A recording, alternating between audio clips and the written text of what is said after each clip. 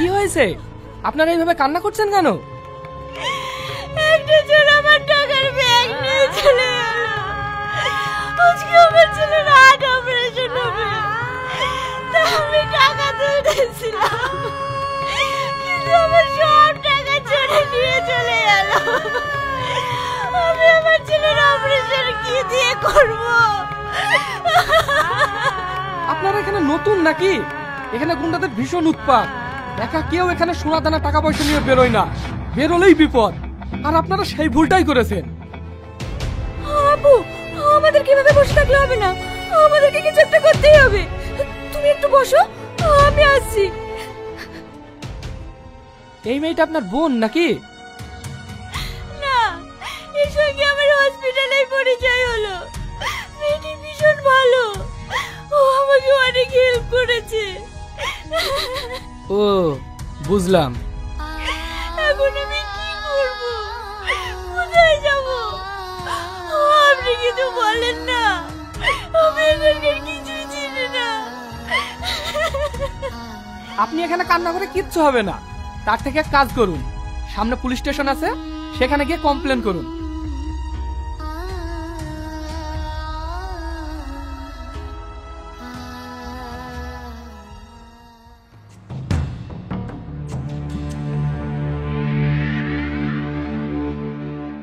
ব্যাগের চেন খোলার কোনো প্রয়োজন নেই, ওখানে 2 লাখ টাকা আছে।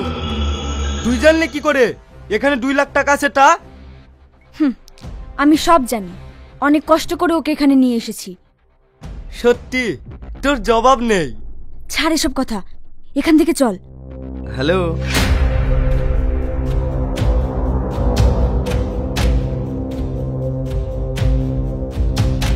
কি ব্যাপার, আপনারা ভয় পাচ্ছেন কেন? কি বলছেন সেটা বলুন। বলছি এখানে RM অফিসটা কোথায়? সামনের দিকে এগিয়ে যান, পেয়ে যাবেন। Thank you.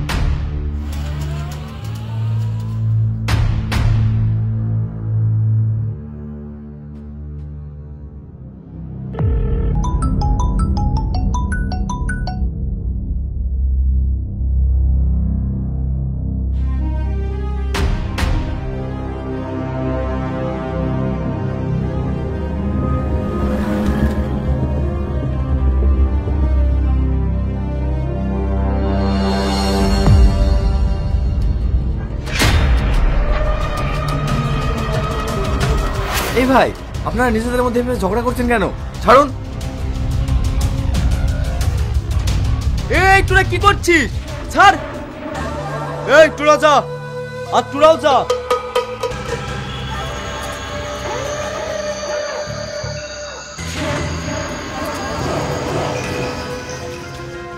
আমাকে কিছু সাহায্য করো বাবা। দাঁড়ান, দিচ্ছি।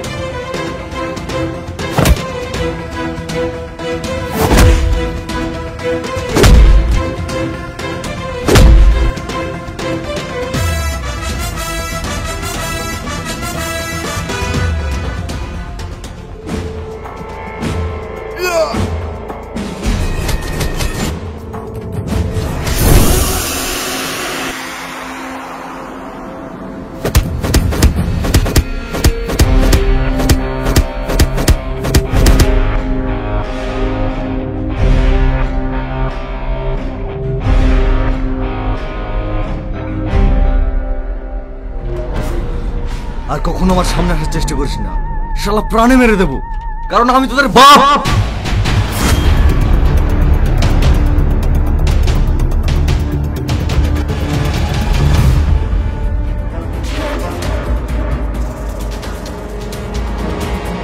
কি রে, তুই এখানে এসে মারপিট করছিস? আমি তোর জন্য বাস স্ট্যান্ডে অপেক্ষা করছিলাম। চল বাড়ি চল। ভাই তুমি এখানে নতুন, এদের সঙ্গে ঝামেলা জড়িও না, এরা ভীষণ খারাপ। এটা কে? এটা আমার বন্ধু। চল বাড়ি চল।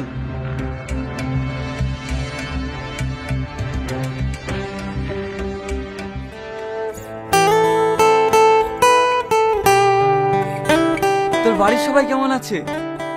ভালো, কিন্তু তোর এখানকার মানুষজন ভালো না। হ্যাঁ, এর জন্য তো তোকে যে কিছু বলবো তার আগে তুই ঝামেলা জড়িয়ে গেলি। এখানে দিনে দুপুরে মার্ডার হয়। সবই বুঝলাম। তুই ঘরে বসে থাক, আমি তোর জন্য অফিস থেকে ফেরার পথে খাবার নিয়ে আসবো। বাইরে বেরোবি না। বেশি বকবক করিস না, তোর অফিসে দেরি হয়ে যাচ্ছে, যা তো।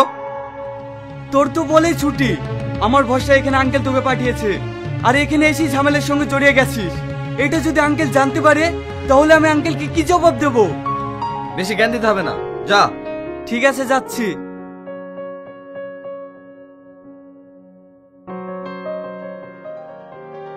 পাগল কোথাকার, সত্যি ও আমার ছোট ভাইয়ের মতো। আজ অফিস থেকে ফিরতে একটু দেরি হয়ে গেল। রাস্তায় যদি একটা গাড়ি চলে, বন্ধুটা আমার না খেয়ে সারাদিন শুকিয়ে আছে।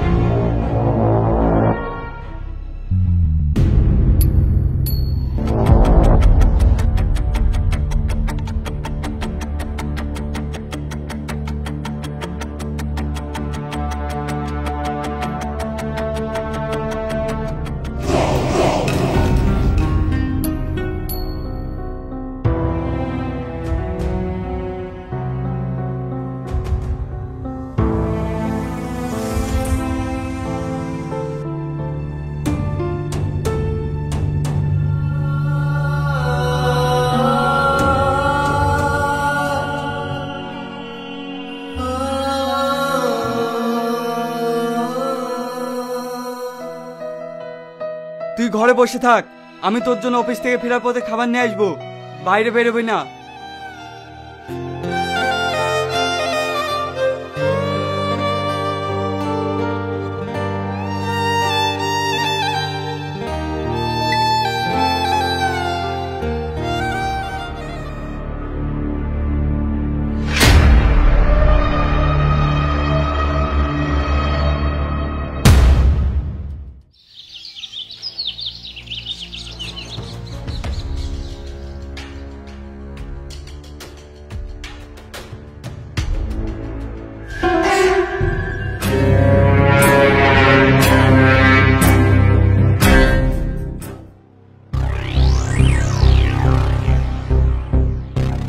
বল ইয়াসিনকে কেন মেরেছিস? বাঁচতে যদি চাস তাড়াতাড়ি বল। আমি ইয়াসিনকে মারিনি। মিথ্যে কথা, তুই মেরেছিস ইয়াসিনকে। এখনো বলছি সত্যিটা বল। বিশ্বাস কর, আমি এদিকে মারিনি। তাহলে কে মেরেছে বল। বলছি বলছি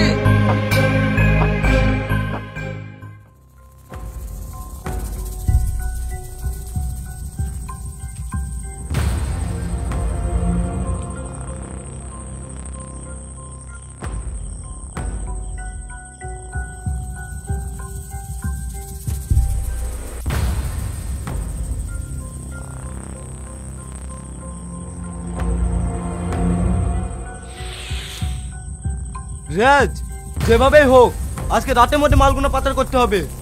হ্যাঁ ভাই, তুমি কোনো চিন্তা করো না, এই মাল পাচার করার দায়িত্ব আমার।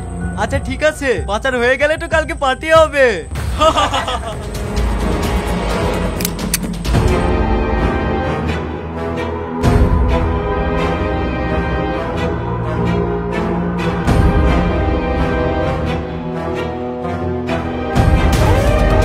ড্যানি, এরা দেশটাকে নষ্ট করছে, এরা ডাক পাচার করছিল, আমি দেখে নিয়েছি। আমি পুলিশকে সব বলে দেব। আচ্ছা ঠিক আছে।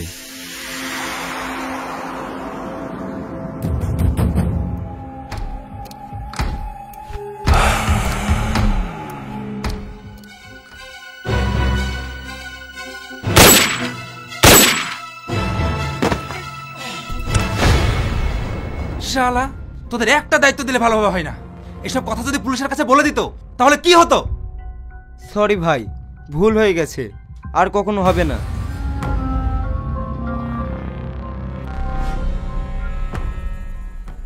আমাকে মারো না ভাই, আমি ওকে মারিনি, আমাকে ছেড়ে দাও ভাই।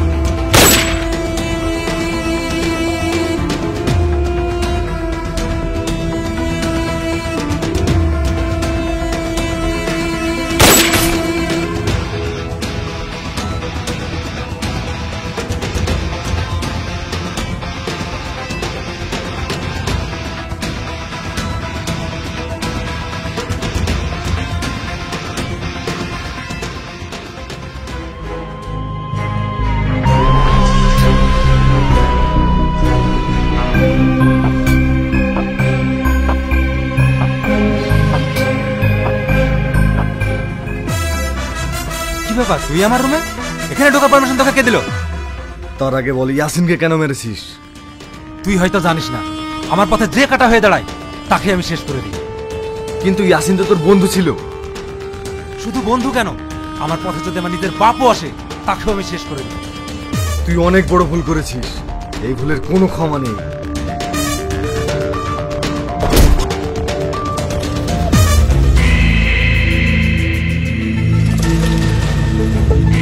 ভাইরা আমাদের লোক সবাইকে মেরে দিয়েছে, এখান থেকে চলো।